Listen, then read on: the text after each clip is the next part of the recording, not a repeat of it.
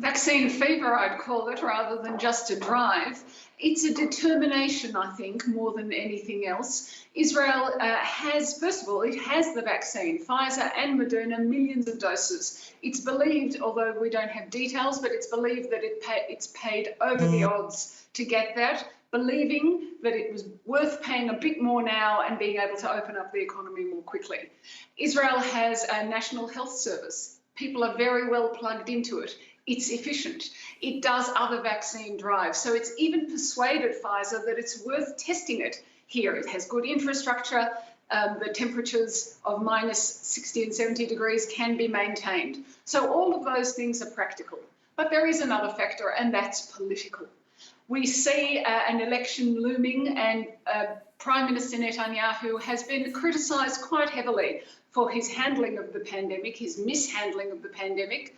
So he's bet big, he's bet the farm on an early vaccination of as much of the nation as possible, so that by the time the election comes around in March, most of the country will be vaccinated and the economy will be reopened. And we remember, Iris, that Israel is the only country that had to put in place a third nationwide lockdown to bring down the number of cases. Does the success of the vaccination campaign mean the government will be lifting restrictions anytime soon? Not anytime soon, because we're seeing two contradictory things together. You know, if we do get to the number here that they are saying, and that's 22% of the population by the end of January, that still means, you know, when we're talking about herd immunity, the scientists say it's around 70%. So 22% is not anywhere near that.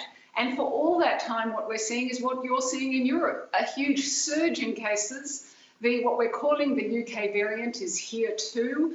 And what that means is that you have these two contradictory things at once. You have this spectacular vaccine drive, and you have the third nationwide lockdown, which is about to be made more strict. And it's so strange to have the two together, but that is what we are seeing.